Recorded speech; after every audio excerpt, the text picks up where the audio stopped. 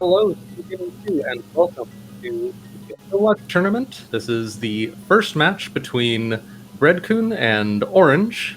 Bread-Kun on the left, Orange on the right. This is round one of the losers bracket. So both Bread and Orange have made through their first opponents in the winners bracket, and now are facing each other, fighting for their lives in fighting to see who will continue through to proceed in the losers bracket. And yeah, this is the first of a best of three between these two, so it'll be very exciting to see see what we have. I think both Bread-Kun and Orange are relatively new to the format, but have learned a ton of stuff recently. And Orange has been running like the randomizer for a little bit longer than Bread-Kun, who was in the mentor tournament. But Bread-Kun has learned a ton recently, and looks like they are about to start in about 5 seconds. Sorry for the very long intro. I'm here with my co-commentator, JD Silvergun. JD, how are you doing? I'm doing well. How are you? Very good, very good. I've been really enjoying the tournament so far, and I'm personal friends with both of our runners today, so just when I saw they were facing each other in this tournament, just had to join in on comms. Really excited to see what we have in store. We have a very interesting and unusual opener from Bread-Kun here. Right. For a second, I thought this was Crosskey's muscle memory. But what Bread-Kun's doing here immediately, our first glitch, or our first reminder that we are in a major glitch mode, is the Swimmy G, or Swimmy for short. This is some very fancy swimming, followed by breaking into the back of escape, which, since this mode starts with boots, this allows very quick gloveless access to these 3 chests. We'll see if this pays off. Hey, that having that powder for the first trip into Kakariko could be something. The sword is really nice as well. You know, to be honest, yeah. I'm not a huge fan of that opening with that immediately, because sometimes a glove is just free in one of the checks you're going to do anyway, but you never know. The gloves could be buried in the seed, so that could be a powerful play. Yeah, it's the kind of thing where it really only makes sense if you're very confident in it, because it, like you said, if glove is just free and it takes you a bunch of attempts, then all those attempts are just lost time. Whereas if you're confident enough with the glitch that you can pull it off quickly and reliably, then even if gloves are pretty early, it doesn't lose that much time. 80 red rupees on the crab. That's real nice. It really is. So Orange continuing with an opener that skips some of these more difficult early kind of new meta checks. Goes up for a Lumberjack check and a Lumberjack Death Mountain Ascent, or DMA. This will get him up to Death Mountain, or just clip back in bounds. And so very, very different opening routes from these two. Yeah, that early sword really is going to be an edge if the other swords are hard to get to. Because he walked into Hera and he couldn't even hit the switches to do anything there. Yeah, it kind of the opener that we see from Orange would really benefit from the ability to hit switches or to kill enemies on East Death Mountain. Meanwhile, Bread is showing another part, slightly more common in this tournament so far. Even though he's struggling with it a little more, this is a much easier Swimmy G than the one we saw from him earlier. But this, if he pulls it off, this will get him to Ice Rod Cave without needing to do the more usual run over from Mini Moldrum Cave, and without needing a bomb. So this is another dig for an item that could potentially pay off in Kakariko. Just open up maybe Sick Kid check, avoid orphaning Sick Kid, or well, he already got the thing that would avoid orphaning Magic Bat, so... But it ends up just having a single... Well, that's interesting that... Yeah, sorry, I was just going to say, that's interesting that you said that style of swim clipping is easier, because I actually never learned that one. I only learned the newer way. It was Malmo was just explaining it to her chat in one of her streams, and I just kind of picked it up from there. So maybe I need to learn that one too. Oh, I'm actually not an expert on Swimmy G myself at all. The only one I've learned so far is one that we haven't seen from either runner yet, but we've seen it in other races and may see later in this match, and that's the one that gets you into Pyramid Fairy. Whereas these ones, they're kind of, they're slight variations on the opener. They seem, in my opinion, a little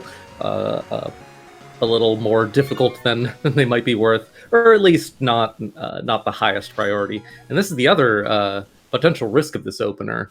I know Orange is one of the few runners in this tournament that likes doing the Zora check, whereas Bread follows the much more common approach of never checking Zora unless it's the absolute unless dire circumstances are found.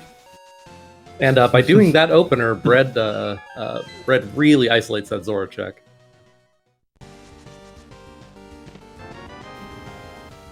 Yeah, I don't think he cares, but I mean, Zora could have a good item. It is certainly possible. Yeah, but you're always you're always choosing something to to last locate. And so with that opener, there's only a 1 in 216 chance that your hookshot is there. But if it is there, then that could be a huge advantage for Orange. Just a very small vulnerability that Bread opens up by doing that opener. And we saw a Death Mountain Descent from Orange earlier to Graveyard Ledge. I didn't see if he combined that. Oh no, it was combining Graveyard Ledge with the free camera break to get you into Houlihan. So get that early money, very common. Yeah, Orange is picking up Highlight Island. It was a map, I believe. Or no, never mind. He's setting up a fake flipper for Hobo, it looks like. I think this is the older way of doing it. I forget that this is an option. Yep. This is kind of the standard fake flipper setup. A little bit slower than the one where you boots flip in, and then the faster but riskier, more common method for doing the hobo check that we saw from Bread earlier.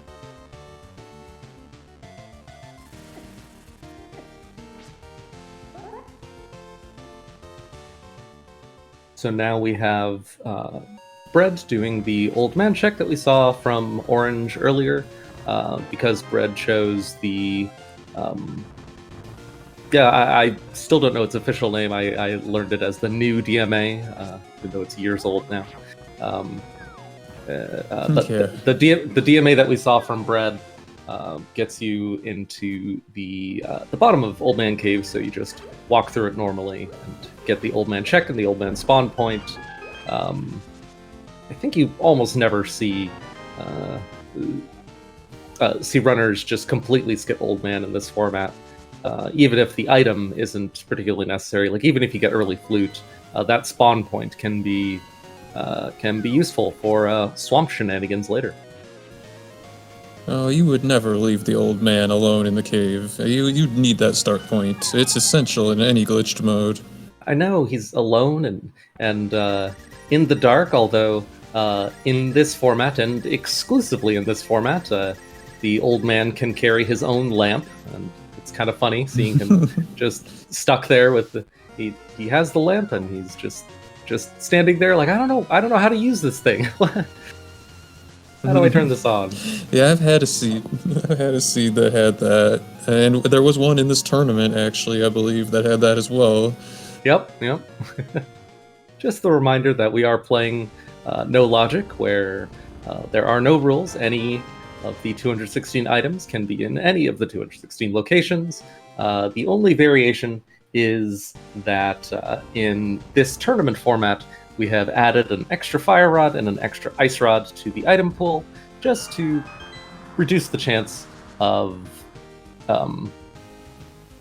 sorry, I lost my train of thought. To reduce the chance of running into an unwinnable seed in the tournament, because there are certain locations, like if Trinix is a crystal, then our rules for this tournament require runners to kill Trinix, and that is not possible without both the Fire Rod and the Ice Rod. So a hook shot and glove at the dam. Wow, that's a pretty good early start. Yeah, that's really nice value. Yep, putting off Kakariko appears to be working out pretty well for Bread.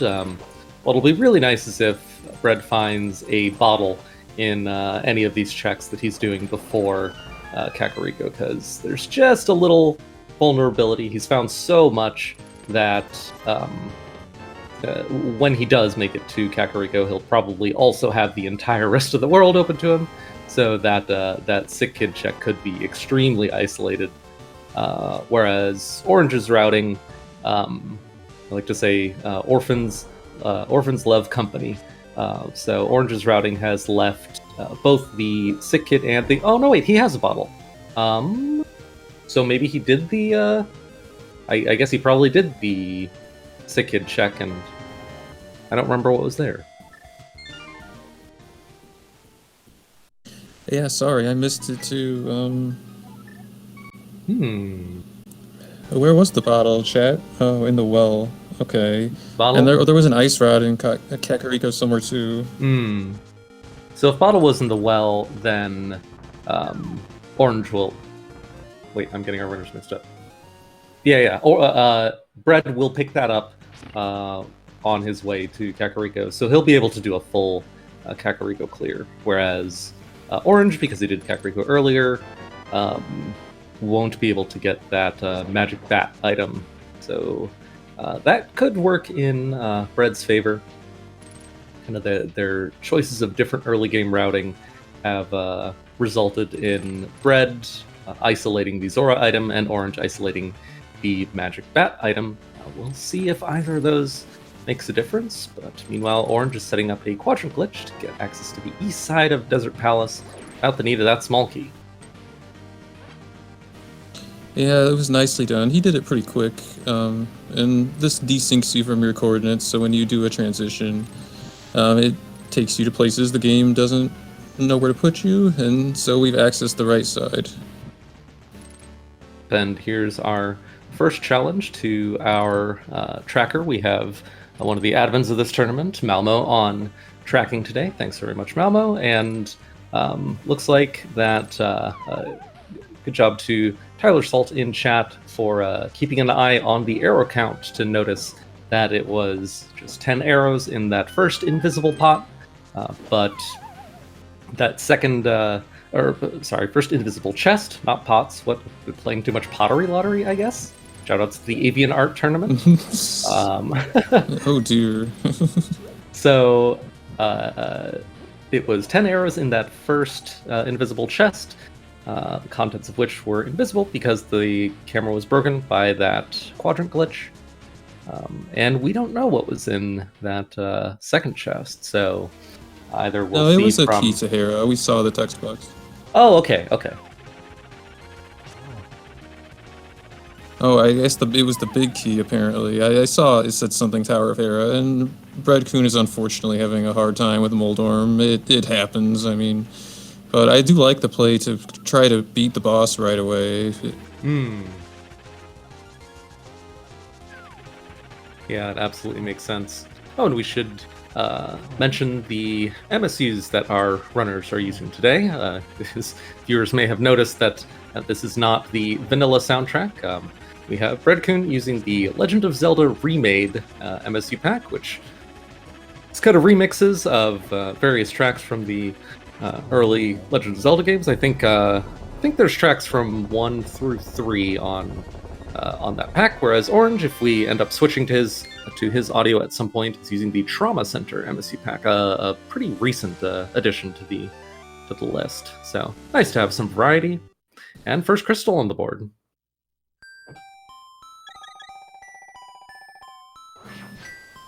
So for those viewers who are not aware, the reason we really want to have bottles in No Logic is because we can use potions to take us to places that you probably wouldn't expect. The bottle becomes a transportation item. We can use it to bypass all kinds of requirements. Although I don't think they have any potions yet, but Orange could have used a potion in that doorway in the Uncle Passageway to go to Thieves Town, just for example. But right now he's just checking Hyrule Castle.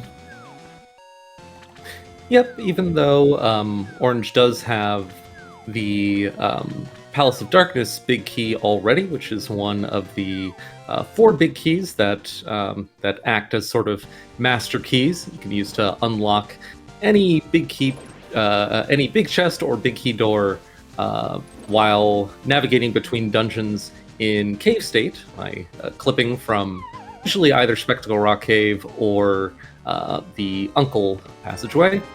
And then you have 255 universal small keys, and if you've got either Palace of Darkness, Thieves Town, Ganis Tower, or the Hyrule Castle, one of the most common big keys used for that purpose, one of those master big keys, then you can open up, any big key door or big chest that you come across.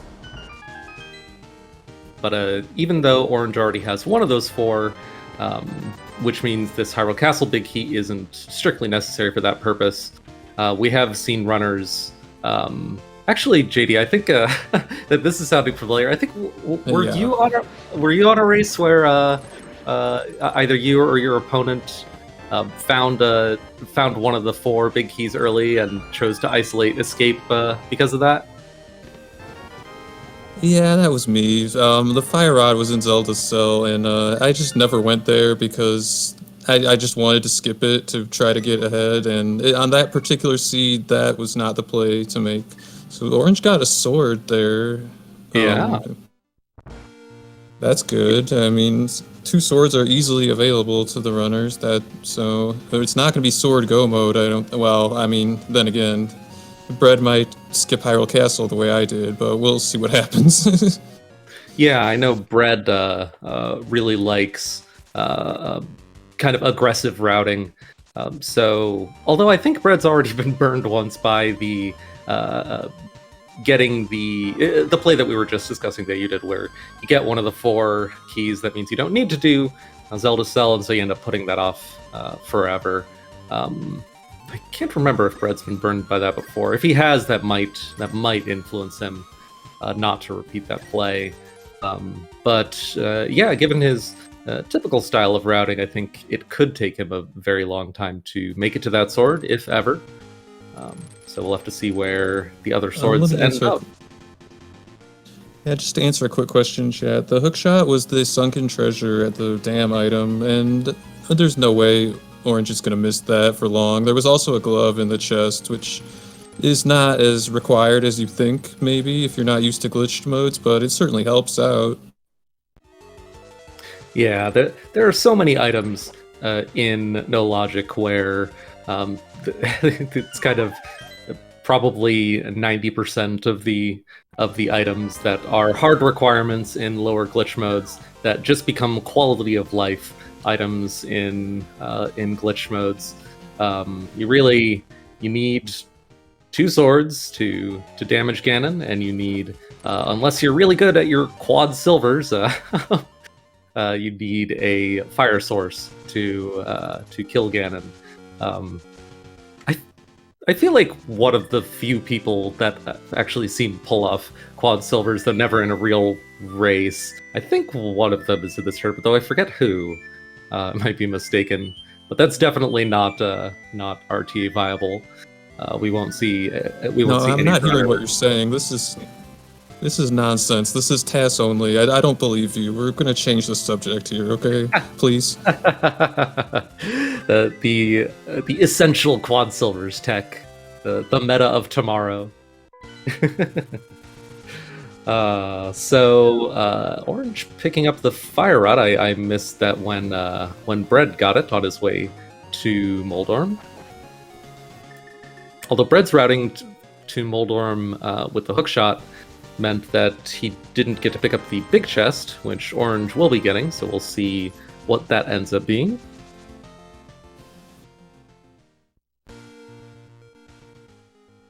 Okay, and Orange definitely does have the hair small, so I think I was correct that that was the on the right side of Desert in the big key chest. Okay.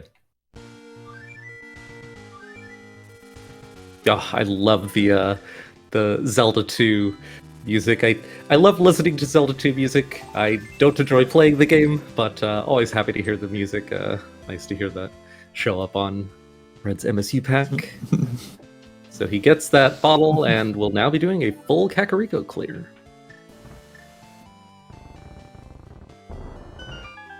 I didn't see what was in the big chest. Was that ether?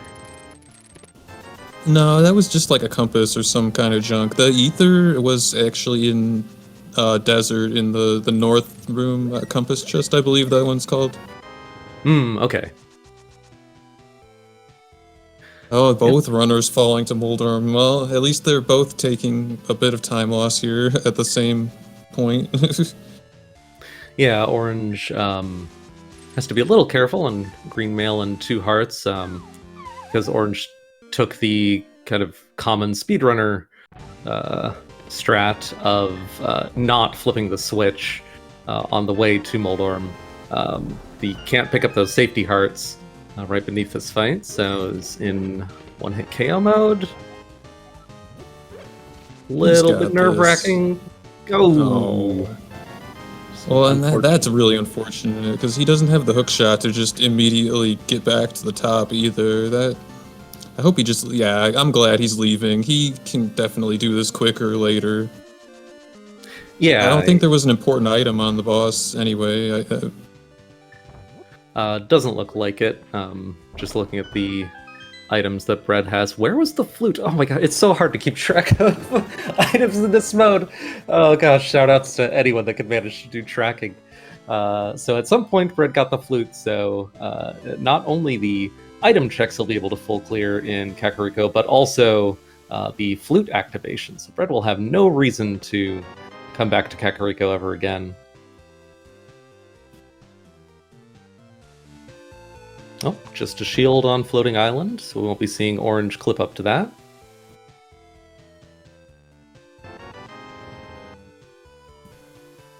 A little screen transition to get some more favorable Dead Rock RNG. Good idea. Yeah, with that fairy being elusive, that once again in one-hit KO mode. Yeah, that fairy's so mean. It like always tries to avoid you. Oh yeah, whenever you need it, it's never there. Meanwhile, Bread doing a flipper wrap to get past the hammer blocking normal access to the magic bat. Getting a heart piece. So far all of the items that one runner has isolated and the other one has checked has ended up not really yielding anything unless he missed something. So the only one outstanding, I guess, is Zora. That's a potential game changer, depending on what ends up there.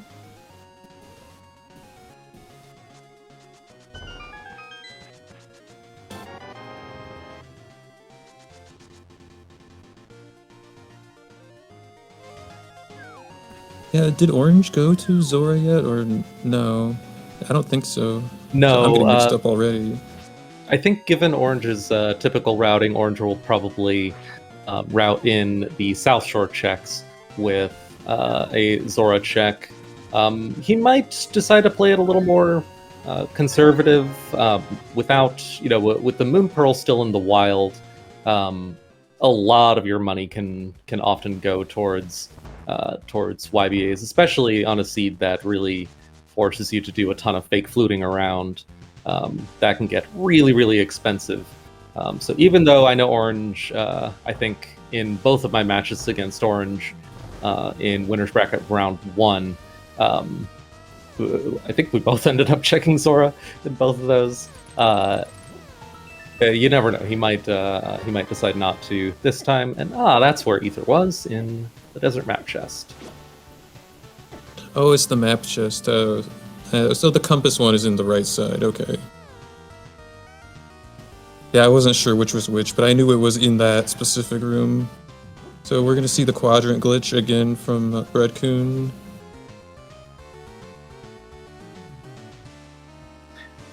Yep, Bread just getting on the correct pixel, then transitioning north, transitioning south, using the free but slightly slower setup of getting hit by the BMOS once to knock you on to the correct subpixel, and then getting hit by the BMOS again to knock you across the quadrant boundary. And fixing the camera before going up to confirm conclusively that it was, in fact, arrows in that chest.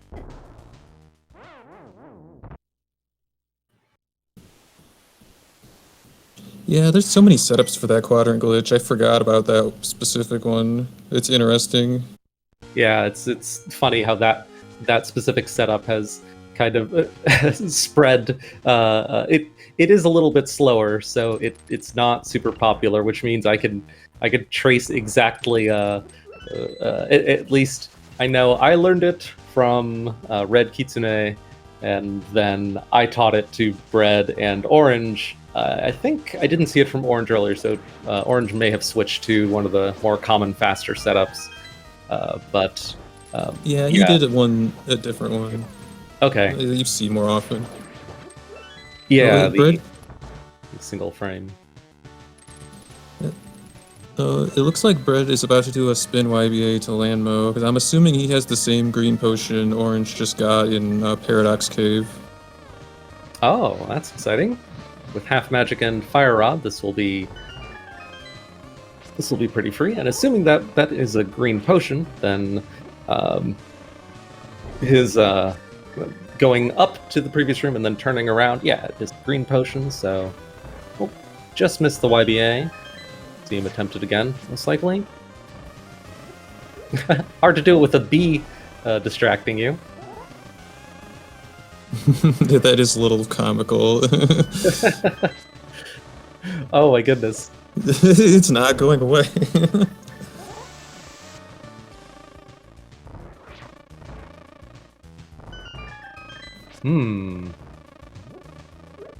Well, if you're going to fail YBAs, then this is, there we go. He got it on, I think, his third attempt. I was about to say there are multiple ways to fail a YBA, and failing it in the way that doesn't waste the potion and force you to reset to get it back is definitely the preferable one.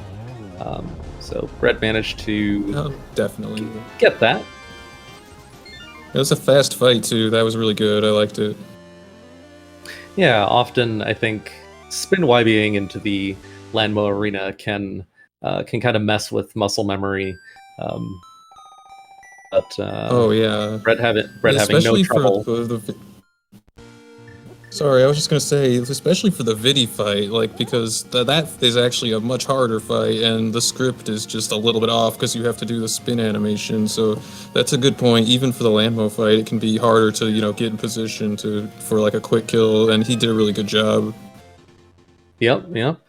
And Orange going into the extended Spectacle Rock, whereas Bread found, a little item that we can do a thing or two with. Is the cane. That is so bad for Orange, because he already came here without the glove. Oh no. That is a little isolated, although Orange does have he has the glove now, and he has the capability of doing desert, so we may see him link up Checkerboard Cave with a desert clear sooner rather than later. Yeah, that's a good point. And desert is kind of a hub in No Logic, because you can go to Thieves Town or Mire or Swamp if you want to, and you have the means to do so. So he could go back for the boss or for one of those other reasons and just pick up Checkerboard on the way. But it's still a little unfortunate the way, like, when it happens like that. Like, it's not his fault he missed it. Yeah, we'll see if Orange starts doing a bunch of stuff that Bread's able to do more efficiently thanks to having the cane. Then that could develop into a lead. But right now it's just kind of a it is a potential lead. We'll have to see how that develops. But as we were discussing earlier, Orange is now in a dungeon in Cave State because he entered here by clipping from Spectacle Rock. So Orange has 254 small keys and counting, 253. And because he has, I think, both the Hyrule Castle big key and the, coincidentally, the Palace of Darkness big key, he's able to open up the he would have been able to open up the big key with either of them. And finding the flippers, that's another generally optional but nice to have item. If Swamp is a crystal, you love to see the flippers. The flippers is one of the harder items to skip if Swamp is a crystal, so I don't know, we'll just have to see how useful that ends up being. Oh yeah. And Bread closing the kind of guarding himself against that isolated Hera big chest. It's interesting to see him coming back in here this early. I wonder what his plan for here is. Was this trip just to pick up that big chest? Yeah, I mean, you could view it as maybe a waste of time, but it is a defensive play. For all he knows, like, the lamp could be there, and he would have like the hook push kit with Samaria already. And I didn't realize he didn't do a Spectacle Rock check earlier. That is interesting. Meanwhile, Orange getting pretty good value out of this pod check. He picked up the flippers and the hammer, both of which are maybe surprisingly to newer viewers. Both of those are merely nice to have items, but depending on how the rest of the seed is laid out, having them can drastically influence your routing. So those could be big deals potentially. Yeah, I mean, the hammer doesn't actually lock too many things, but when you're on Fighter Sword, it is nice to have some extra power, to deal with bosses and enemies. And speaking of, and also the bow. Well, the bow is potentially a pretty big deal. Useful in some hook push setups. Yeah, this pod is pretty loaded. Yep. But here we see... The second ice rod. I missed that. Oh, yeah. Yep. A reminder to our viewers that, yes, there are two of those in the pool. And yet, even though there are two of them in the pool, some seeds can still end up being ending in Ice Rod hunts. I know we've seen that in the tourney so I had to far. go mode Fire Rod. Yep. As we see from Bread, pretty much no matter what you find elsewhere, Pod just has so much density and so few orphans that I haven't personally witnessed, and I would be honestly surprised if there was any race in this tourney where runners didn't clear out at least some of Pod.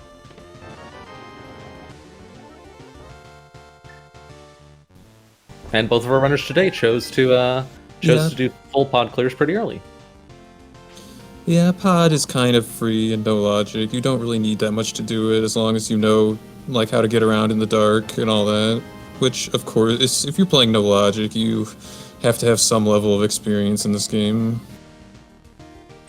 Yep. And Orange is heading back into pod after getting 13 out of the 14 items inside. And doing this complex series of techniques to do a statue drag, which allows him to get all the way to Helmasaur without needing any pod keys or anything. He actually has, I think, everything he would need to get there normally, but this is a lot faster, especially if you could pull it off first try. It is a little scary. He'll be at Helmasaur in either 1-hit or 2-hit KO mode, I believe. Yeah, you have to take 2 bomb hits and 1 spike hit at minimum, and because they don't have the mirror, they had to take an anti-fairy hit as well, so that definitely is something you want to think about when you're doing this, but it's a really cool trick. If you use the statue pulling animation to bypass the transition in the front of the dungeon so you don't exit, Ooh. and I believe it wraps you to the top of the super tile, actually, so you can manipulate the camera to get into Helmasaur's room. Yeah, unfortunately, I saw exactly what happened there. Orange, while at the very last step of the glitch, Orange, when he was stepping on the shutter again, he just tapped up just the tiniest bit, and there's a range where if you do mess that up, if you tap up instead of going straight down, you can avoid getting soft lock like you did there by going up more. I think it's like 8 to 14 pixels, but if you do less than 8 or something along those lines, then it can, yeah, you could screw it up. Oh, I wonder if Orange is showing us the new Harapot setup. Yep, this is less than 24 hours old. that is the newest. Even freer than the previous bootsless Harapot setup. That one has no reliance on subpixels or frame perfect inputs, or there's one pixel lineup and then you just go into a corner and then go up against the statue and walk backwards and there you go. It's that simple. Yeah, I would still say you should do the boots one, but I mean, that's cool that there is a setup that's easier now. Yeah, the boots one does save you a bomb, so yeah, but bombs can be very valuable resources. I keep telling Bread this because he loves bomb clip setups. He's stubborn about not learning. Stubborn about not learning dash citrus setups and likes his bomb clip setups. And it's like, but you'll need bombs one day. You'll be at a race and you'll be desperate for bombs and you'll be one bomb short. It'll be because you spent that bomb on a bomb clip. But it is a very easy and fast setup. The Bread's doing the statue drag now as well, and that's an interesting point you brought up about the way Orange failed it. I had never even considered that, because when I learned it, I just practiced doing a consistent motion, especially when the camera is all messed up like that. You really need to have consistent motions, but because I considered that the hardest part was the second bomb in the door with and timing the pull up. Oh yeah, but, learning the timing on that is tough. But yeah, that's unfortunate that he failed it. But I mean, he did have very little health, so I don't know. He probably could have done the fight, but we'll see what happens. Yeah, are we getting a swamp play? It looks like. Yeah, this is almost certainly what we're seeing from Orange. Orange is setting up the dash citrus that I was mentioning earlier. Citrus named after Yuzuhara. I think. Did Yuzu discover? Maybe this is a question for chat. I'm not sure if Yuzuhara discovered both the normal citrus clips and also the dash citrus, or if this is just called dash citrus because of its similarity to citrus clips, but someone else discovered it. Either way, that's what we saw from Orange, allowing him to get into Swamp and use his Harasmall to get out of that door.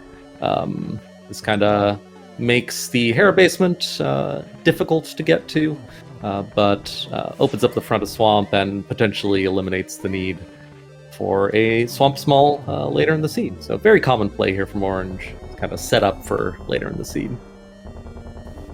Yeah, meanwhile, that was a very good Helmasaur fight by Bread-Kun. It can be a little annoying with the bombs because the RNG from Helmasaur, but... Oh no! Uh-oh. Really? I've never seen that before. I also have never seen this. Maybe Chuck could tell us, like, is there any way for Bread to get out of this situation? Can he even save and quit? Oh no!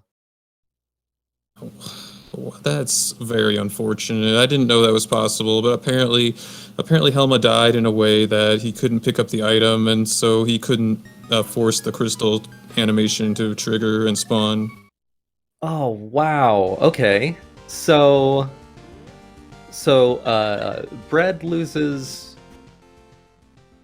the Hera. Okay, Bread linked up the Hera Big Chest to the Spectacle Rock map, to the full pod clear, and then Helma. So Helma had nothing. Oh, and he didn't even get to see whether Helma dropped a pendant or crystal. That's unfortunate. So we'll see if he... Yeah, it looks like he's not going back in for the map in Spectacle Rock. So really just going back for... what's he chasing? Oh, the hammer as well.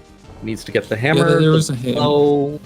bow, and flippers. Flippers were there as well. Yeah. And meanwhile, Orange is doing left side swamp. This is a play. I mean, I don't know if I agree with it, but I mean, it's certainly a choice you could make. If he's definitely betting that Bread is not going to do these checks.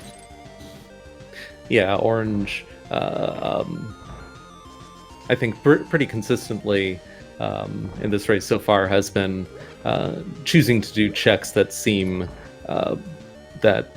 pretty unlikely. I know Orange and Bread are pretty familiar with each other's routing, so we'll have to ask Orange during the interview, like, and Bread too for that matter, like, does familiarity with your opponent's routing influence your own routing, and to what degree?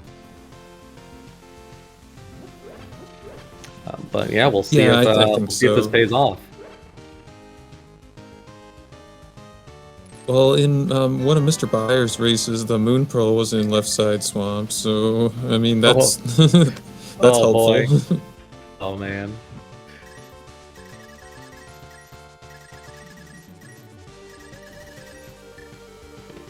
All right. Left side swamp coming up with... Oh, unfortunately. Yeah. Well, that's not nothing. I mean, if he didn't already have the red boomerang, then that could have potentially made a difference. But already having the red boomerang, I'm not aware of much, at least common tech in No Logic that you can only do with the blue boomerang and not the red. Maybe chat notes and stuff.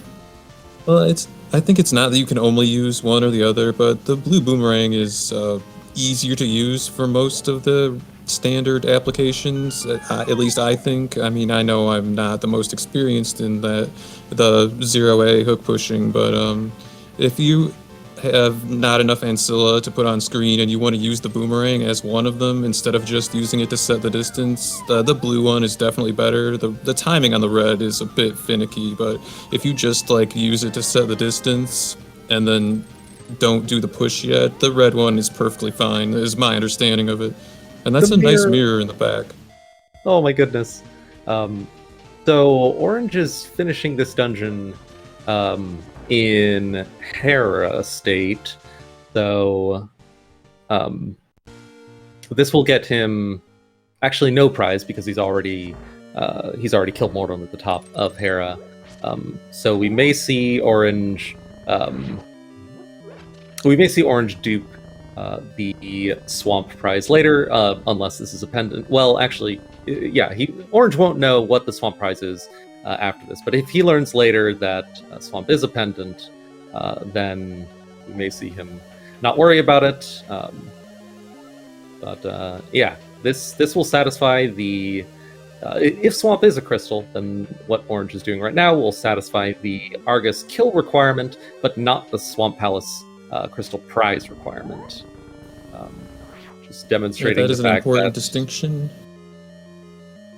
Yeah, just a demonstration of the fact that those two objectives, which in lower glitch modes are, well, in overall glitches and non-glitch modes, those parts of the goal are always the same. In hybrid major glitches and higher glitch modes, those can be separated, as we see here.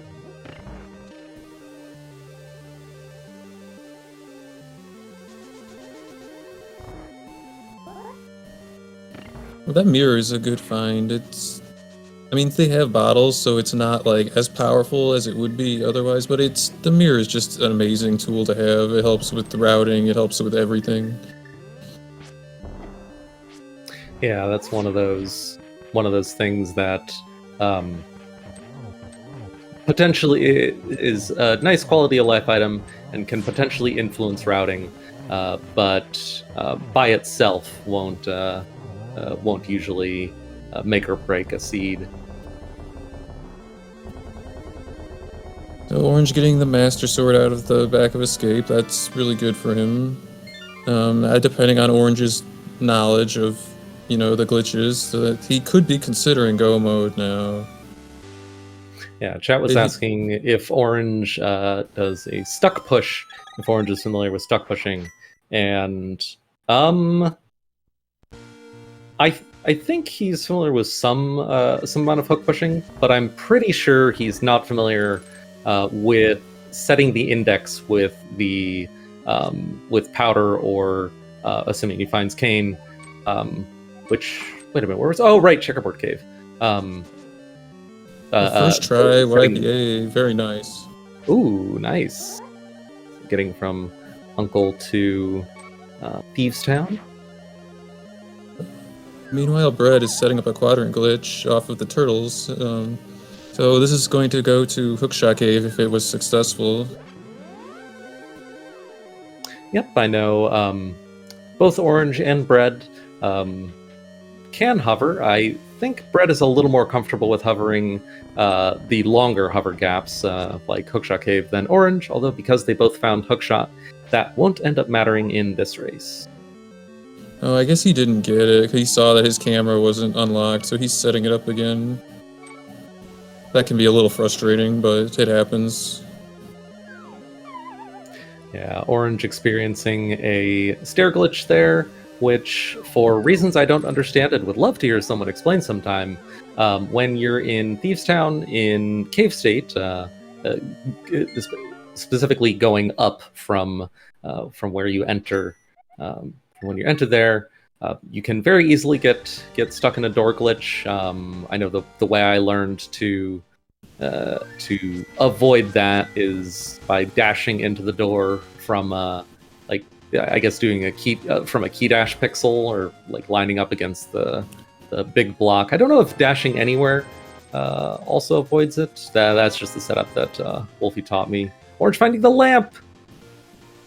That's a big find if he knows how to use it for misslotting. But just to add on to what you were just saying really quick, yeah, from what my understanding is, as a speedrunner would explain it, you have to be on the grid, so your key dash description was correct, at least to my knowledge. And then you do the stair drag cancel, just hold left or right for 1 or 2 frames. Yeah. When you get out of the staircase. But yeah, the lamp is huge. Yeah, we'll see. Orange being on what's kind of at least the first steps of the Cave State mega route. He had the option of carrying that Cave State forward to several other dungeons, Desert and Mire and Hera and Swamp, which we saw those from him earlier, so that could have factored into his decision to end the mega route early and head back into Thieves. He has opened up I think all of the things that require the big chest or the big key. So the fact that he doesn't have the big key won't slow him down. Although I didn't see if he got the big chest. I believe that he did. I'm not 100% on that, but I also want to point out that unfortunately Bread-Kun failed the quadrant glitch the second time, and which that in and of itself is not terrible, but because he had that time loss from whatever happened at Helma the first time, I was hoping some divergence would help him out a little bit, but he was unable to make that play to Hookshot Cave. Yeah, so he's following behind right now. Yeah, I think what one thing that could work in Bread-Kun's favor here potentially is if Bread-Kun is more comfortable with either hook pushing or stuck pushing after this point, or I guess I was rightfully called out earlier for referring to cane hook pushing. I don't know. I usually refer to hook pushes as you have your like OA hook pushes and your stuck pushes and powder pushes, and then like the good old fashioned the ones with the K. Which I sometimes just call those hook pushes. I don't know if there's a better name for them.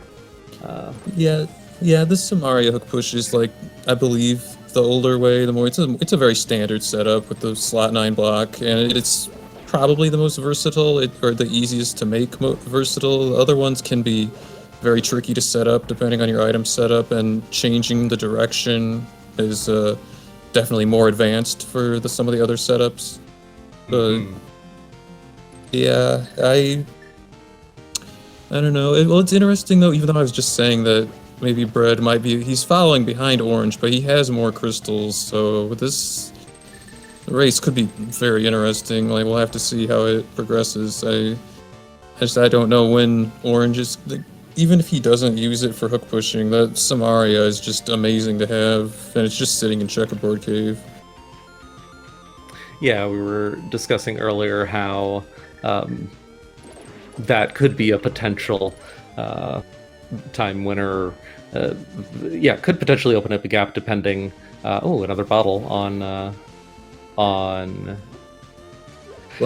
Blind. Yes, I've played this game before. I forgot to give it the boss for a moment. So let's see, Bread. Oh, Bread was carrying the maiden up here, but didn't. Oh, you can't do that though. Yeah, how do people normally do LSD blind? Oh, right, they'll like go up. Gosh, Thieves routing is always a mess. Orange finding combos in there. Yeah. Yeah, the big challenge with efficiently routing Thieves in this format is you can't break into the bottom of Thieves, and it would be so nice if you could just pick up the maiden and full clear Thieves and then just walk out the front door. But unfortunately, you cannot do that in one trip. So all the alternatives are kind of varying levels of bad. Yeah, I'm convinced the only somewhat decent way to do it is to double dip. You dip the first time from desert through the north door. You go in the attic and crack the floor, get the item, and then leave. And then you just come back later and clear the rest however you want. But you can't always do that though. Yeah, so here we see Bread demonstrating a different approach to Thieves routing than we saw from Orange, where Bread is killing Blind with a very nice color palette, and apologies to our photosensitive viewers, but also killing Blind with the door already opened. So Bread getting that potion, which I wonder if he knows what color that potion is. He might not. But now checking the items in the front of Thieves, and we'll see what he does afterwards. He could walk out the front door and back in to collect the pendant, which he'll be disappointed to find is a pendant. Or he could stay in here in Cave State and continue on to Desert and potentially further. Yeah, meanwhile, Orange is exploring Skullwoods, but he hasn't death warped yet. I'm confused what's going on here, because you want to die so that you can be Link here. Yeah, I wonder if he's dying on the overworld. No, I think he's... never mind. He's just damaging down. Oh, okay. So I guess what we saw from Orange was using Wallmaster Link State in Skull 2 to check the big key chest, and then doing a normal Dungeon Bunny revival, which sets fake Dark World state. So he can now check everything here and then walk out, and he won't be turned back into a bunny, and he can potentially proceed to the back of Skull. Interesting to see if we see that from him.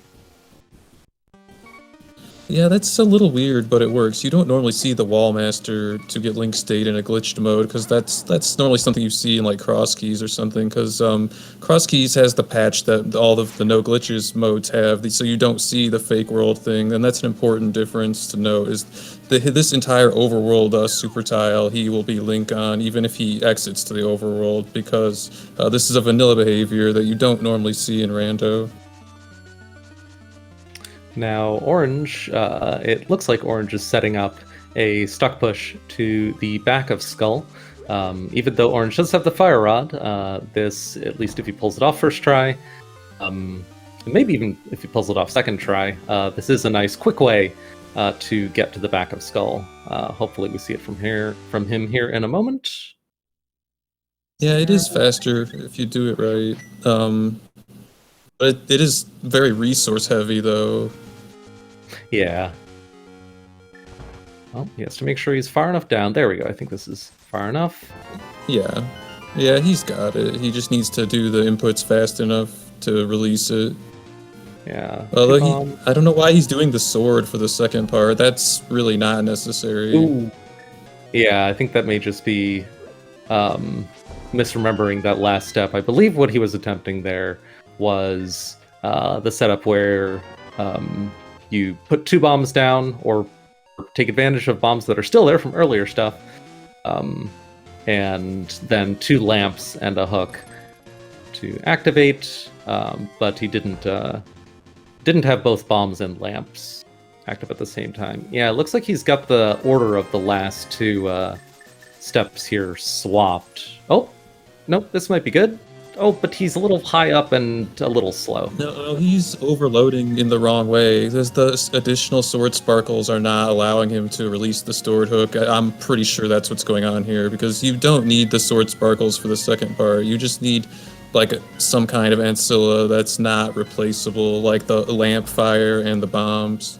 Okay. You could have even used the fire rod as well if you liked, but that's very magic heavy, so you don't want to do that unless it's your only option. Yeah, it's interesting to see Orange choose to save and quit there instead of just continuing on to vanilla access to the back of Skull. But Orange coming to the upgrade fairy, which I think we certainly see more of in this format than in any other racing format of this game. Bombs and arrows are useful for so many things other than their vanilla purposes. That yeah, you can really never have too many. Thank you, Fox, in chat for confirming my suspicion about the sword.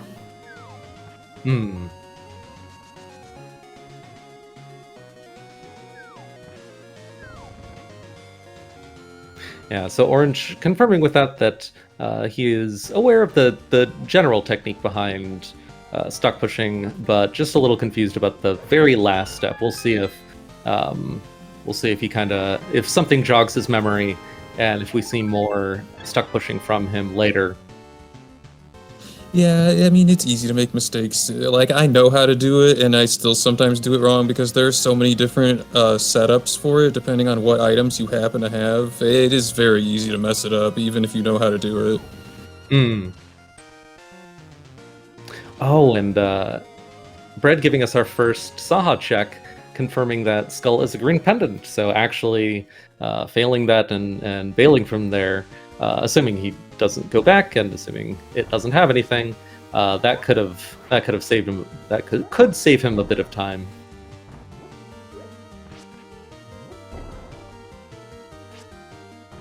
Bread giving us our first Eastern Palace check, just doing a bomb juke here to quickly check the big key chest, although because how quick is it going to be with this how many hearts he has? and now then another one. And now one more. Although wait, isn't there like a juke or something you could? Oh, you spin and then you can get hit. Okay. Or spin? Why did I say spin? You wrap. You go through that door, and then you can death warp on that.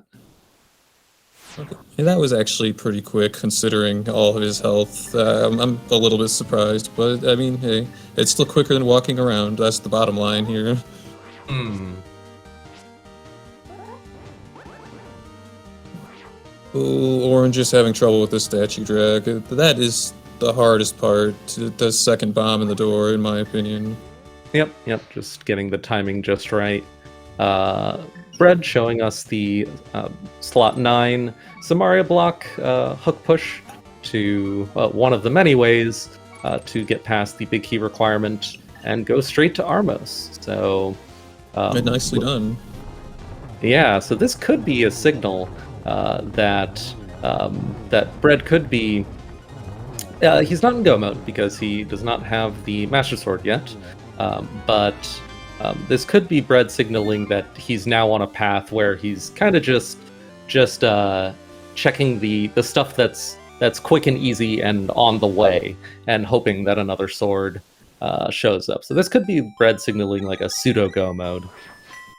And Orange into the Helma fight. I'm glad he managed to get the statue drag. It can be a little frustrating if you miss it once.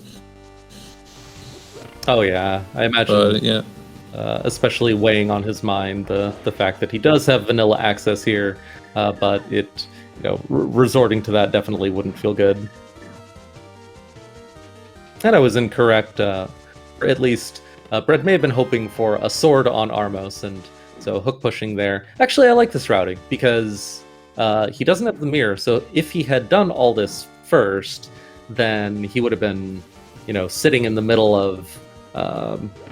He would be sitting on that big chest and faced with the decision: okay, do I walk all the way to Armos, or do I try to death warp?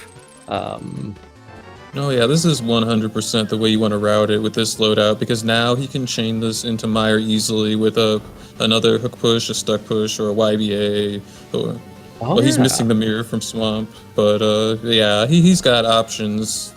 Eastern is never just Eastern and no logic, because you want to be, when you're racing, you want to try to be as efficient as possible. So I would be very surprised if he doesn't go to Mire from here.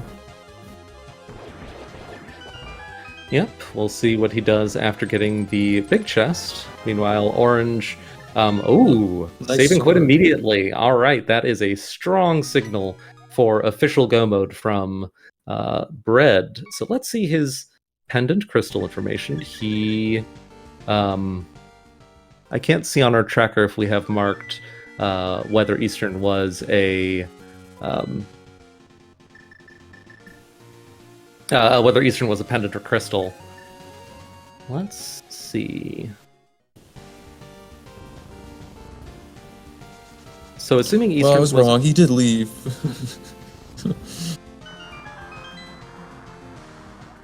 No, I'm okay. I might be spacing out, but I'm pretty sure that it was crystal at Eastern. I could be wrong. Hopefully, chat will help us out here. But maybe he got really excited about the sword and left. Like, I'm surprised. Normally, you want to go to Mire just either to check the medallion, check items, check Mire shed. And it wouldn't have. He has plenty of resources to get there. He just chose to leave, which is okay. I'm just surprised. Yeah, now he's heading here, presumably to use his small key. Whoop! Probably not how. Oh, that is infuriating. Yeah, not how he intended to use that small key. Meanwhile, on Orange's side, he got the quadrant glitch. Let's see if Orange remembers how to. Yep, he got. Yeah, he just had to bomb himself out. Got through that door. Yeah, I guess that is one advantage of the new Harapot setup that I was kind of giving a little grief about, is that you won't open the door if you do that setup. That's yeah, for sure. Yeah, and considering the super speed setup, I am so bad at the unbuffered version of the super speed setup. Like getting unbuffered clean diagonals is can be a nightmare depending on your controller and technique. So I'm definitely gonna have to start using that the setup we saw from Orange. Yeah. Small key to Mire. All right, Kusha Cave not not yielding very much. So I think the path to Orange's victory in this race now is getting a little is becoming a little slim. Bread, I think, probably has a clear vision in his head for how he's going to finish out the seed at this point. Yeah, but that vision could be a little convoluted depending on what the crystals are. I don't think we have full information yet. But we know 2 of them, it looks like, for pendants. Yeah, I think Bread is saying that no matter which of the remaining Swamp Ice Mire TR, no matter which of those is the third pendant, I think he has a plan for all of them. Let's think through this. Yeah, I guess with Flippers and Hookshot, Swamp is nothing, no big deal. He has 2 of the 3 medallions, so Mire hopefully wouldn't be an issue for him. Well, but Orange is going to GT with a YBA from Hookshot Cave. He could find something. Well, I don't know what he could find at this point, because we've seen almost all the good items already, unfortunately. He could find Moon Pearl. That might be one of the best things he could find. There's Silver Arrows would speed up Ganon. I think one potential way for Orange to regain a bunch of time in this seed, or a bunch of what looks like Bread's apparent lead here, would be if Orange stumbles upon a Moon Pearl in one of the checks very soon, and if Bread ends up skipping the chest where Orange found Quake. I forget where that was exactly, but and Quake and Mire ends up being both a crystal and requiring the Quake medallion. Like either of those could end up saving Orange a bunch of time. It's a pretty narrow path to victory, but it is a two potential ways for Orange to make up time. Yeah, that does seem pretty unlikely when you put it like that. And I was concerned because Bread had that time loss with whatever happened to Helmasaur on his first trip, but like that really didn't hurt him that much as I thought at first. He's clearing quickly and efficiently. So he's unlocked Swamp, he would have got Light World information, so I don't know if he knew that when he checked his map or he wasn't thinking about it, but he's going back. Oh, he sees on his map that it's a pendant, or on his HUD, I mean. I wonder if he does, because I mean, he's going in. He's not just immediately quitting out. Yeah, that's true. Well, he can get the mirror here, which he doesn't need, but it helps. Okay, now he's deciding. He's thinking. Yeah, it happens. It's really hard to pick where you want to go because he has the hook push kit, so there's basically nowhere that's off limits to him. Yeah, the question really is just does Bread know enough techniques to finish out the seed with his current inventory? There are several options available to him, but the question could also be. Well, this is Ice Palace.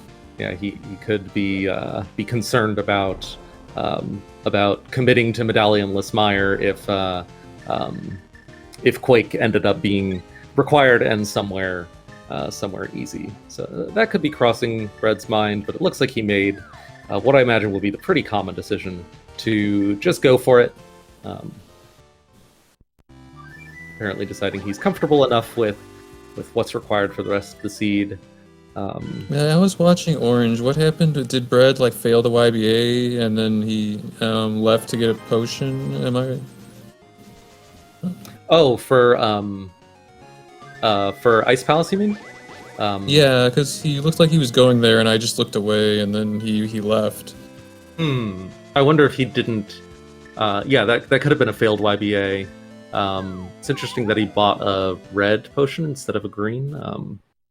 It's like for this YBA, it's on a subtile boundary, so it needs either a red or a green. But a green both gets you a magic refill, which I guess with half magic doesn't make much difference, but gets you a health and magic refill, and costs less. So Yeah, you definitely would want to use a green if you. I mean, I'm not sure if Bread knows the difference on all the YBAs because sometimes it's easy to forget. But yeah, the green would have been better there for sure. I mean, this has been a friendly seed though. He has mail and a lot of hearts and the half magic, so he's not gonna have any problems in Ice Palace. But there are seeds where you could be kind of like making this dip with you know, not a great loadout, and Orange is following right behind.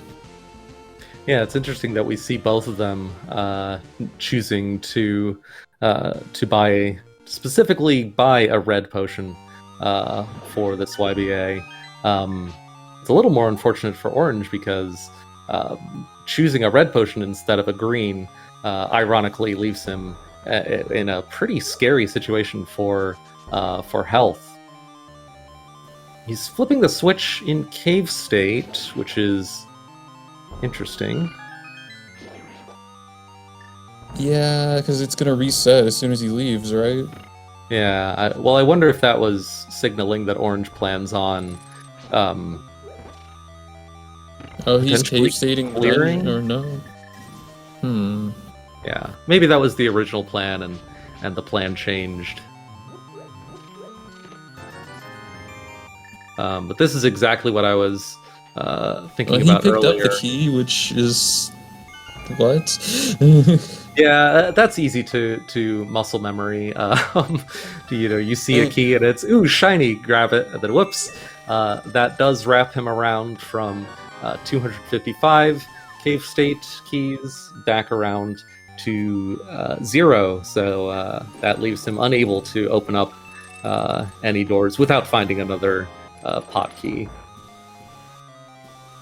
Yeah, I mean he knows the bomb clip, so it's fine. Oh. Oh no, he got the wrong inputs. But at least Orange found the mirror. That's one reason the mirror is always amazing to have. You unsoft lock yourself like that. Yeah. But the key thing is not really a big deal, though. It's just, I mean, and there are cases when it could be a big deal, but this is not one of them. Yeah, Orange does have one Ice Palace small key, so even though Orange doesn't have the cane, that shouldn't impede his routing too much. His health is just a little bit of a scary situation. Why is he going this way? Do you think Orange might be duping Ice? How would he do that? No. Orange is reminding himself that he doesn't have the cane. Yeah, I think Orange is just, I don't know, maybe a little frazzled or something. Like, it seems like he's just been, I mean, hate to say it, but just from how he's playing, he does seem like he's a little confused about what he wants to do. Oh yeah, and even like I mentioned, both of our runners have been learning a ton of no logic lately. I've been learning it with them, and so like seeds can quickly become a little daunting if a whole lot is open and also glitches are going wrong, and yeah, no logic racing can be surprisingly stressful, even for people with a pretty wide array of glitch knowledge. Actually translating that glitch familiarity into an actual racing route up against a formidable opponent it can be a whole different ballgame. This is not a multi-world. Yeah, it's unfortunate because meanwhile Bread did a very fast Ice Palace clear. Like, I mean, I'm pretty sure he didn't like full clear it, but it was fast though. Yep, and Bread now taking a blue potion.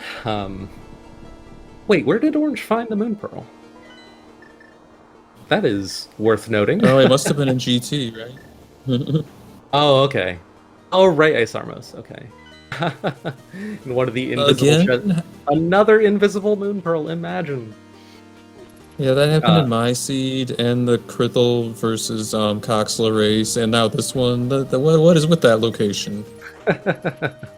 So, it would be very surprising to see Bread make his way to that chest at this point. with that fake flute and pulling on the statue, Bread is now in Link state until he exits from the underworld. So he is carrying that Link state over into Mire.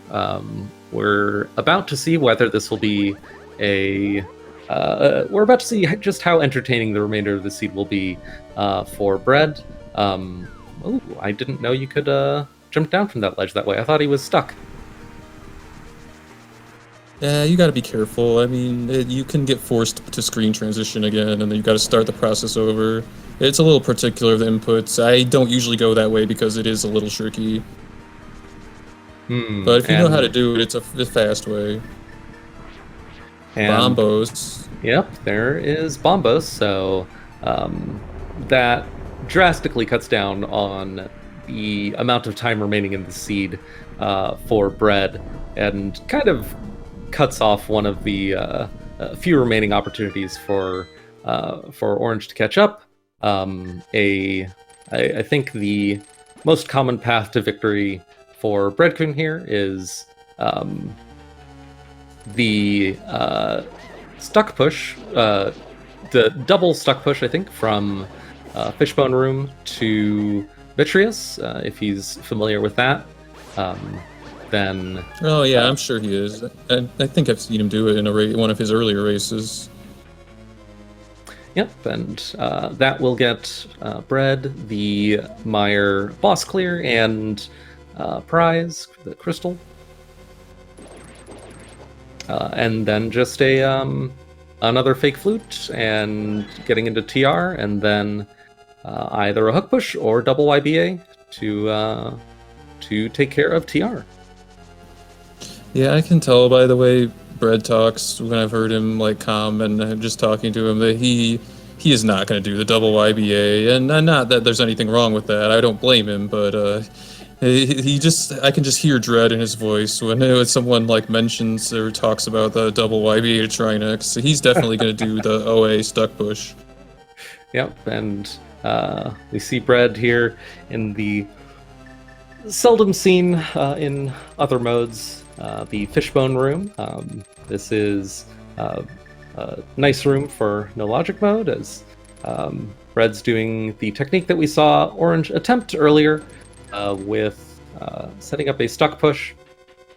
The last two steps that Orange was doing with Sword Sparkles and Lamp and then Bomb, Bread did with no Sword Sparkles and Bombs and then Lamp, and that allowed him to successfully get through the wall.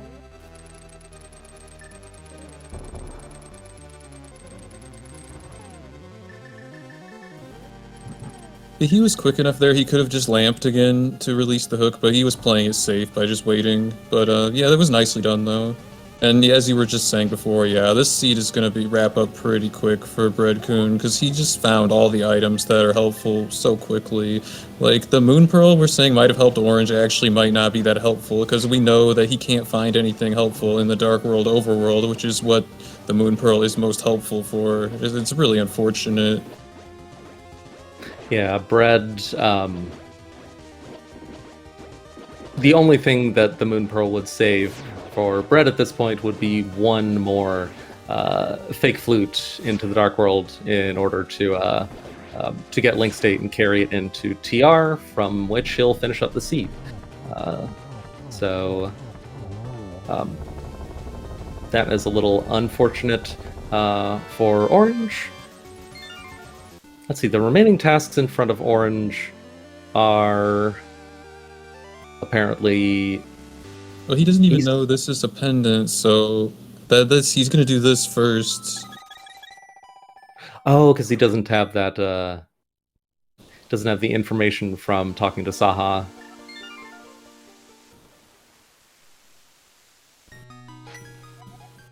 Yeah, meanwhile, Bread-Kun, like you said, he's gonna do a fake flute, I'm assuming, to get Link State, and then he's gonna clip up to Dark World Death Mountain, and then there's a series of clips and, adjustments you can make to do the mirrorless TR wrap. And it's gonna be very fast. Unless he makes a mistake, but when you do it enough times, it should go pretty smoothly. Yeah, it's kind of remarkable. Orange has had quite a unfortunate string of bad luck in his 3 races in this tourney so far. In this one, it's just unfortunate for Orange that the Swamp ended up being a pendant, which meant Bread got to completely skip it, and also the mirror that Orange found in Swamp and the Moon Pearl that Orange found in GT ended up really not saving any time and kind of just pushing Orange further away from the checkerboard cane that allowed Bread to just go. In fact, I don't even think, did Bread end up using cane for? Oh, I guess Bread used the cane for the Eastern huck push, which really just saved time. Well, I mean, the cane does open up a lot of routing options. Like, Orange could have done those back of swamp checks like quicker with that instead of doing the whole unlocking. And I don't know. I mean, it's just nice to have it, but you're right. I was initially like, yeah, Orange is not going to see that cane for a long time when I saw it because he'd already did the desert clear, and I'm sad to say I was right, but yeah, the whole seed generally has been unfortunate for him. I feel like this, it's randomizer, it happens, because I have similar feelings about how some of my races went. The ones where I actually played, like, fairly competently for the most part, like, the Meyer medallion was in a spot that I, like, never was going to go to, and Meyer was a crystal, or just, like, or you just make, like, one wrong skip, and the other fire rod is in an inaccessible location. It just happens, but... Oh, speaking of the other fire rod, our first, well, that's I believe... easily accessible. Yeah, I believe our first bumper ledge check. So both fire rods and both ice rods have been seen. Yeah, I think this is actually 2 races in a row for Orange where his opponent, or where he ended up orphaning a very early game location that ended up having cane that his opponent obtained much earlier than him. I think in his second race against me, it was at the dig spot with the shovel at Lake Hylia, and in this race it was at Checkerboard Cave with a glove in, where was that, South Shore? Yeah, the glove was in the damn, like, interior chest item, but he went to desert before doing South Shore. Yeah. What is this clip that Brad's doing? Oh, he's just getting onto it from the other side, never mind. Yeah, making sure that the Lionel can't bother him. It's a little bit slower, but... Yeah, that's fair. With Master Sword... Yeah. With Master Sword, this is good, because he would have to, like, hammer him or, like, silver arrow him, which he doesn't have. Yep, dealing with that Lionel. It's interesting how sometimes the Lionel's movement, he'll just sit there and just not even come close to reaching you, and then sometimes he'll frustrate you. That's a little unfortunate for Brad. He failed the wrap. He can correct this. He doesn't have to reset. Like, you can walk over to the Super Bunny Cave and reset the camera, but maybe he doesn't know that. But, he might... never mind. Malmo's right. He would lose link state. He can't do that. I'm sorry. That was incorrect. I learned HMG first, where the Moon Pearl is guaranteed to be accessible, so my brain is, like, confused from learning too many modes. So in his situation, he did have to reset to get his, his link state. Yeah, I guess in theory he could have... well, I was about to say he could have done, like, a bunny, some kind of bunny clip into the middle of TR, and then Dungeon Bunny Revive, but that leaves him with the trouble of needing to stock push past the big key gates, and that's just a mess. I don't know if that's possible with the camera messed up like that. I mean, I guess probably it is, but, like, no one is gonna do that because you don't have any cues with the camera like that. Yeah. What's going on for Brad right now? It looks like he's thinking about something. He was trying to think if there was a faster way to do this, which I don't think that there is. I'm a more advanced player than Brad or I would probably like try to set up an overworld conveyor or do some other way to get there a little bit faster. But of the ways that Bread-Kun knows, I'm pretty sure this is the fastest way to do it. Because this is what I would do as well. Because I am not familiar with some of the other methods of getting to TR without the Moon Pearl. Oh gosh, like a personal pet peeve of mine, how the palette bug in the game loads, like after doing a fake flute, loads your sprite with the wrong palette. Yeah, it's like when you get a male upgrade while you're Super Bunny, and it's just, you get a weird color that you don't normally see ever. Yeah. The sprite artists in the audience taking personal offense to vanilla bugs. Although the randomizer has fixed a lot of those vanilla bugs. Just because the vanilla Link sprite, like loading the vanilla bunny sprite with the wrong palette, the palettes are so close that well, unless it's a male upgrade, it would be really hard to notice. But most sprite artists don't don't restrict their bunny palette so much, so some sprites can look pretty weird. All right, Orange setting up another attempt at stuck pushing. This one we saw from Bread earlier. Yeah, this room's really annoying. I had to practice this these Meyer stuck pushes, because you either have to go behind the wall and then it makes the timing on the hook like way tighter, or you do it here and you have to dodge the fireballs constantly. Yep. So Bread made it look a lot easier than it is. I did have to practice this room to be able to do it. Yeah, he did manage he gets it. Yeah, like narrowly. Well, I think he needs to. Yeah, he's worried about that spark, but he needs to not do this too far to the left because of the way the room above him is situated.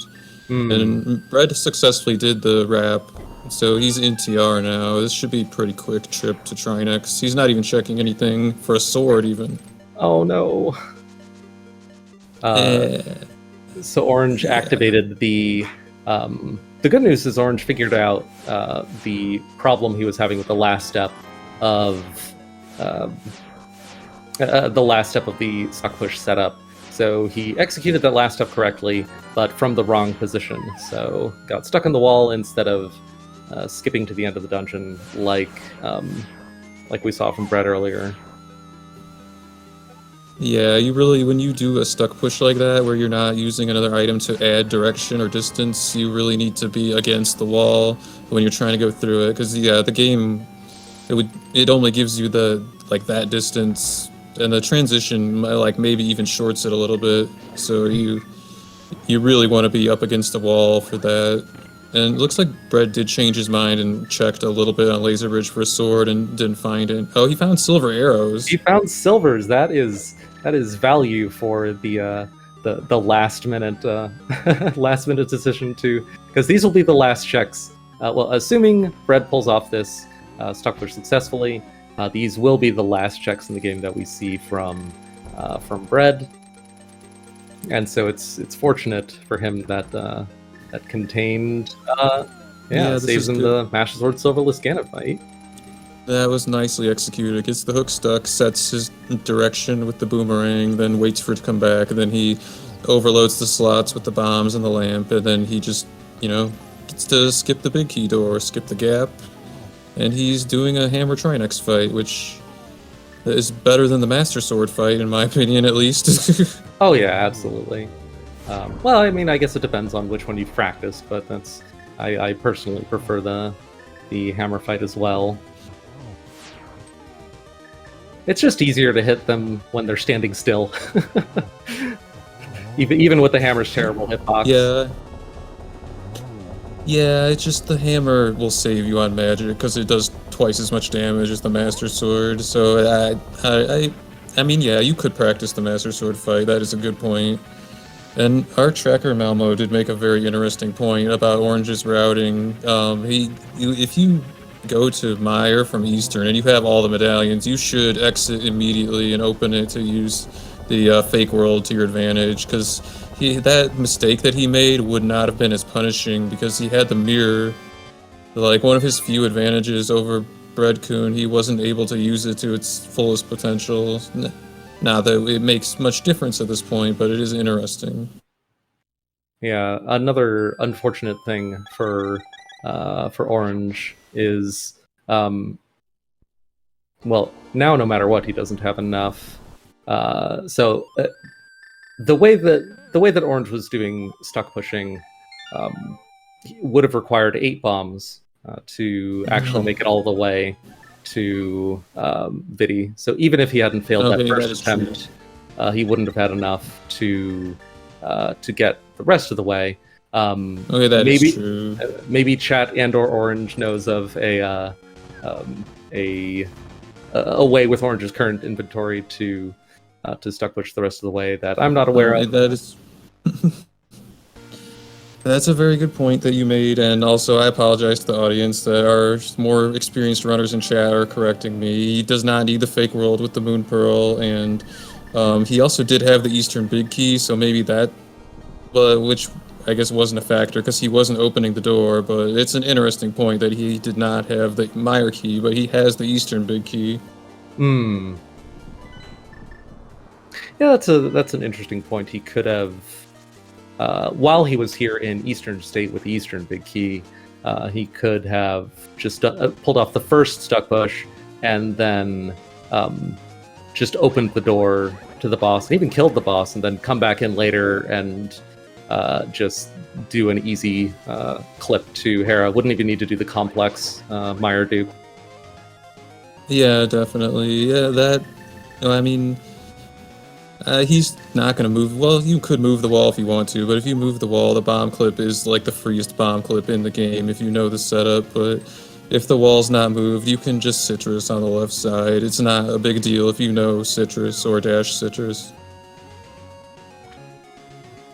Yeah, no, But Brett. so, yeah, I was gonna say, what's Bread doing? I'm guessing he doesn't know the quadrant glitch either because I haven't learned it yet. He could have went back into TR and gone to Agatu that way through the front. Yeah, he either. I suspect he doesn't know the quadrant glitch, but either he doesn't know the quadrant glitch, forgot about the quadrant glitch, or maybe got stuck in the I'm door. sorry. Yeah.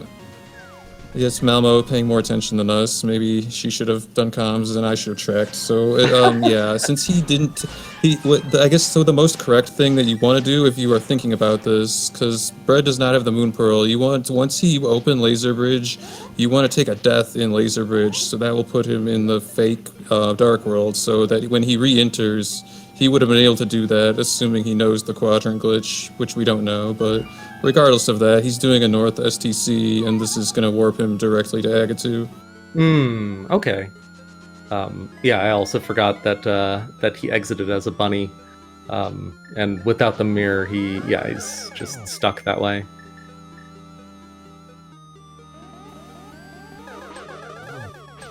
But with after another fake flute and getting back into TR and heading to the middle of TR, through the left entrance instead of the right, which I think is a little bit slower because you have to bomb open the door and worry about the lasers in your face while you're doing so. But after that, doing a North Samaria Transition Corruption, or STC, Bread gets himself into a state where he can fall into the lava pit, which wrong warps you straight to the Agatu fight.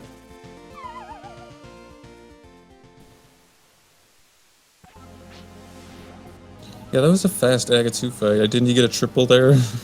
Oh, I didn't notice, but that'd be cool. Hey, Samaria strats, this is cool.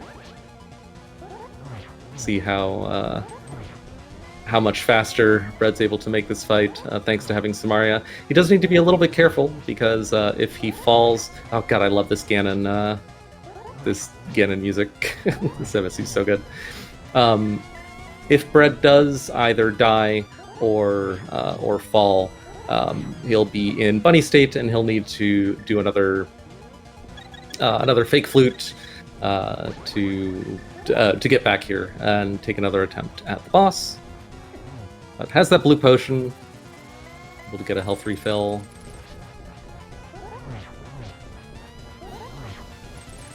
Yeah, that could be another reason why. Well, even if he had, maybe he chose not to set up the fake world like I was talking about on purpose, because if he if he does unfortunately take a death here, then I don't know. Your options for getting back here all kind of suck. But see, he could have saved the progress of the Trinix kill at least. Then, because I don't know, you might. I would consider resetting the Aga 2 kill to get the free Link state, depending on the circumstance. So, I mean, that's a consideration as well. Dealing with Ganon without the Moon Pearl and with it's a lot more of a high-pressure fight than a normal Ganon fight, especially with Master Sword, but he gets through the second phase.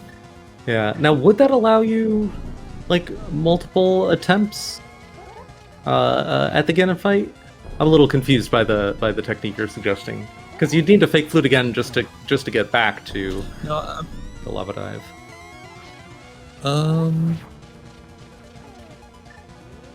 Oh, well, there is another way to get to TR, because Bread-Kun has Samaria. You can do a spin from the back of Desert to get into TR without doing the fake flute. And GG's for Bread-Kun. Yep, while we were talking about potential TR pass, Bread pulled off a very nice Phase 4 of Master Sword Silver's Ganon and finished. Let's see what his official race time was. Whoops, that's the wrong race time room. Where? Nope, I apparently don't have it. Okay, some official race time. But GG to Bread. And right away, Bread has joined us for an interview. Welcome, Bread and GG. Hello, thank you. Dude, GG, that was a well-executed race. It looked like it was going pretty smoothly for you, except for whatever happened on Helmasaur there. Yeah, I've never had that happen to me before. I guess I didn't know it was possible for him to die on such a place that just lands perfectly in the middle of the spike that you just can't touch the item. That's news to me, honestly. I have never seen that before in my life either. Never. Yeah, both JDS and myself and most of most people watching were similarly surprised. That's apparently extremely rare. There was some talk about how maybe the amount or method you used for fixing your camera after statue drag may have influenced that somewhat, but I really don't know how you could have avoided it. I'd like to learn how you could have avoided it, because obviously that is a significant time loss. Yeah, on the plus side, getting back to Pod isn't that bad, and I guess it would have been nice if Pod didn't have many items. That way I could just run back in, do it real quick, kill him, and leave, instead of having to. I mean, I at least remembered where I had to go in the dungeon for the major items, so it sucked, but it wasn't the end of the world. Yeah, we should give a brief comment. Sorry to interrupt. We should give a brief comment to what we're seeing from Orange. Orange has done another YBA from Eastern back into Mire. He's in here again, once again in Eastern State with the big heat. So it'll be interesting to see if he decides to say, you know what, I'm not feeling the stuck bushes today. I'm just going to, taking this path suggests that he's not doing that. I mean, he has 22 bombs and 45 arrows. I think he wants to stuck push. Oh, right. Malmo reminding us in chat. And Brad, you'd be interested to know that one of the big divergences between you and Orange, even though you didn't end up using it for much, is that you had the glove before doing your desert checks, whereas Orange did desert checks before South Shore. And thanks to that, you got the cane, which Orange, for his second race in a row, has been extremely late to, thanks to slight variations in early game routing compared to his opponent. So it's kind of unfortunate. Although I think, Brett, did we only see you use the cane for the Eastern hook push? Oh, and the SDC at the end, of course.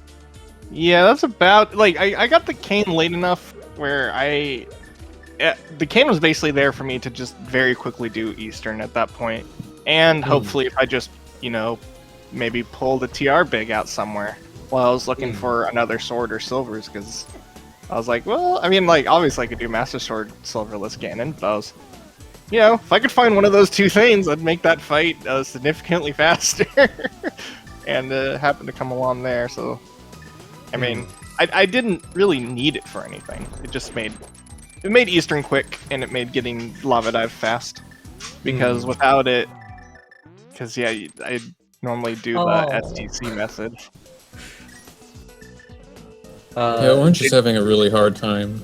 Yeah, did you see what went wrong with that one? I'm guessing the lamps were just a little bit too slow. I feel like that's the most common way that I mess this one up. I would love to know if either of you or if anyone in chat knows of a way to avoid that, because it's super frustrating. It feels like you have to be almost frame perfect on those lamps, just so fast. Yeah, it's not frame perfect, but it's tight. You do have to pause like very rapidly after, and you have to hit both lamps very rapidly as well. Yeah, I have a feeling it's not exactly frame perfect, but you only have a couple frame window to actually get it off. But is there like another? Oh, and here we go. Like we mentioned, so all of this from Orange was to bypass the cane requirement for getting to Vitreous, not the big key requirement. He used a different dungeon state to bypass that requirement, and we'll probably see him, assuming he finishes out the seed, we'll probably see Orange dupe the Mire crystal, I'm guessing in Hera. Yeah, you can use other Ancilla than the lamp fire. Like, you can use the fire rod as well to release the stuck hook, but like, everything has its own kind of timing, so it can be a little tricky if you haven't practiced a particular setup, to answer your question. Do arrows work as well? Like, can you fire 6 arrows in the wall? I vaguely remember hearing another activation of like 6 arrows and 2 bombs. Is that another option? It is actually possible with arrows, but it's generally not recommended because arrows are one of the more replaceable Ancilla. That's the way it was explained to me. But there is a 6 arrow setup that I've seen Yuzuhara do, actually. I haven't tested it myself, but I know it's possible. Naturally, if we use Yuzuhara. Okay, and it looks like Orange has chosen to forfeit instead of finishing out the seed. He did have a path to, I think, Orange, and Orange is now in the chat with us. So welcome, Orange, and GG. That was another very unfortunate cane location for you, unfortunately. But yeah, GG and welcome. GG. Give me the bad news. Checkerboard. Yeah, it was in checkerboard, and I got the glove before I did desert, so I got to clean up checkerboard at the same time I did everything else.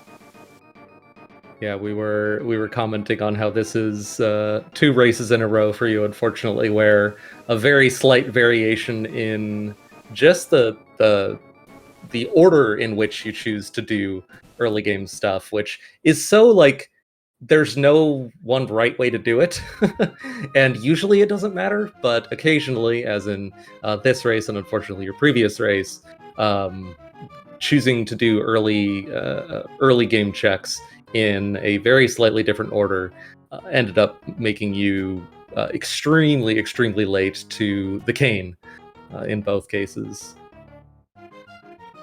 In this case, just not having cane at all. And right, yeah. I never found TR big either, which I know you have the kit to bypass it. I'm not sure if you know the Trinex stock push necessarily, but I don't know where that is either. It's all I remember. Crubble showed me that once, and Malmo said that I could set it up with a blue boomerang. That's all I remember. So yeah, did you have another plan for finishing out the seed, or would you have continued making checks, hunting for, I guess, the TR big key or other things, if you had continued?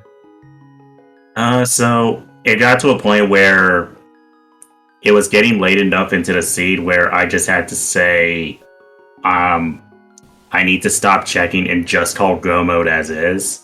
My plan for TR was gonna be to brute force the double YBA to try next. Hmm. So I would just do that last, and then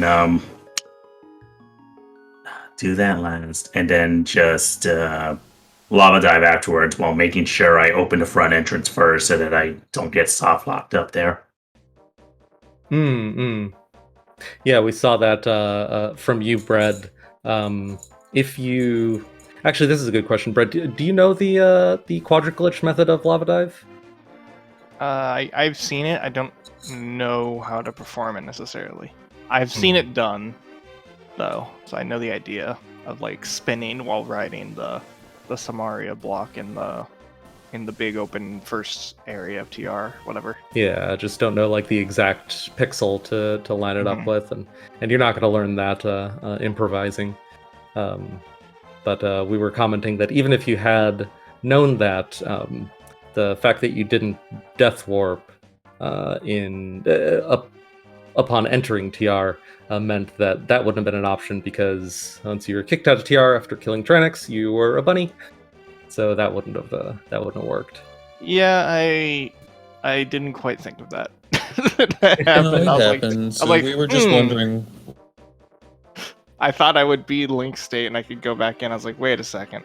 Yeah, This is the problem. You forget that, yeah, yeah. The two things that Orange found that Bread you never found, which is, I guess, kind of reflected in your collection rate, a very low collection rate of 103. That's a pretty fortunate route you found yourself on.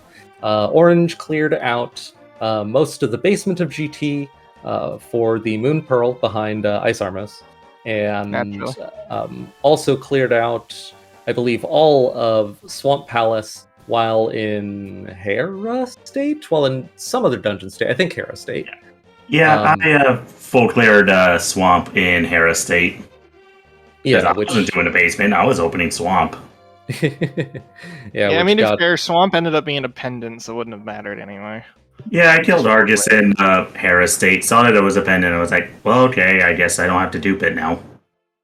Yeah, and that ended up getting Orange the mirror, which both Moon Pearl and mirror can be very handy tools, can be nice little time savers in this mode, but didn't end up saving enough time to make up the difference that Bread found himself in with just kind of finding himself on the jet path through the seed of pretty much crystal dungeons, one after another, and guessing right. I think guessing right on the pendants, or Bread. What? When did you have pendant crystal info? I didn't. I knew Skullwoods is a pendant, and I blind cleared Thieves, and I knew that was a pendant. So I was looking at my last one, and I went to Swamp because I had flippers and hookshot and everything, and I was still looking for info or whatever. I was like, okay, I'll just go to Swamp. I kind of forgot that I had the map to Swamp, and so after I set up everything and I clipped into Swamp, walked out, came back in Swamp State, saw the big P in the corner. I was like, oh, yeah, never mind. I'm just gonna leave. I'm just gonna go do other things. Yeah, we were curious about that. Yeah, it's just once I saw the P in the corner, I just bailed out, because at that point I knew I had a path. I had a path to go mode, not the best one, but I had a route, so I decided to just leave, and go do other things.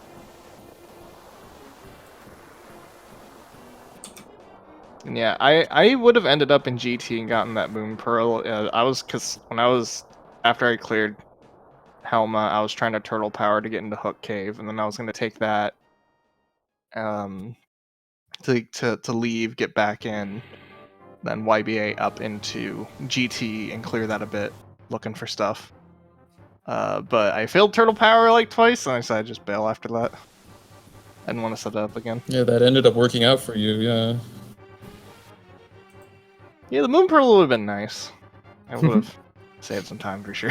Well, the Moon Pearl actually kind of I don't know. I don't want to say it hurt Orange, but like we saw all the checks like that were good because you have almost every good item. Like there was nothing in the Dark World overworld that would have helped Orange, unfortunately, and yeah, you just kind of hit the route, like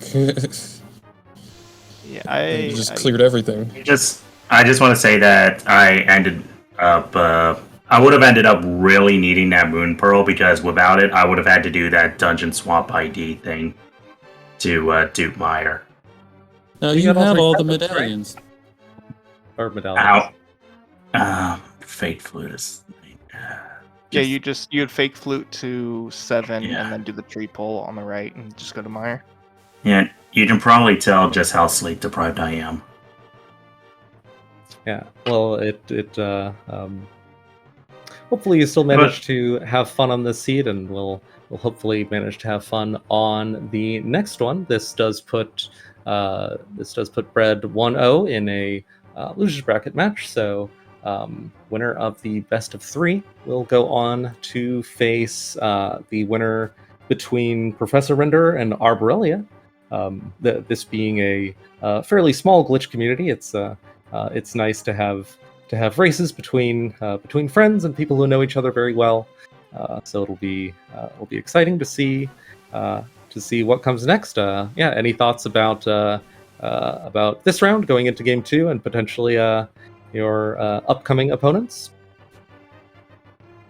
This round I had a fun time in this seed, and the early game just happened to go pretty much perfectly in terms of how everything went. It was nice to be able to just kind of run through a seed sort of casually and just go do things. Not really hit the worry till pretty much just TR being a pain, but that's not that unusual. I would like to be aware that I have a Moon Pearl next time. I didn't even realize I had a Moon Pearl until I finished Ice, mirrored to get out of Fate Dark World, and was like, wait, I'm not a bunny. Uh-oh, I have the Moon Pearl. Yeah, I forget, Orange, do you auto track? I do. I just didn't notice that all of a sudden I had a Moon Pearl. Hmm. Oh, Malmo. That's really fun. Go ahead. I was saying Malmo, who handled tracking for us. Big thanks to Malmo. Pointed out that she used your auto tracker, Orange, to note that you found the Moon Pearl. So it's kind of funny that our stream's tracker knew that you had the Moon Pearl before you did. That's funny. Yeah, something about that location, because that's the 3rd time in this tournament it's been behind Ice Armos. Oh, man. The Invisible Moon Pearl. Well, Orange, I think you've had a bit of a streak of bad luck in their 3 matches in this tourney so far. So I think you might be due for a turn of luck going into the next one. So I'll be very much looking forward to seeing your the next match between you two. Any thoughts about when that might be? It's already scheduled for tomorrow at the same time. Oh, great. No game 3 scheduled yet. If that happens, we'll get there when we get there. It's the usual approach. Well, we'll definitely be looking forward to the next match between you two. Any more thoughts before we wrap up? No, I pretty much top what I want to talk about.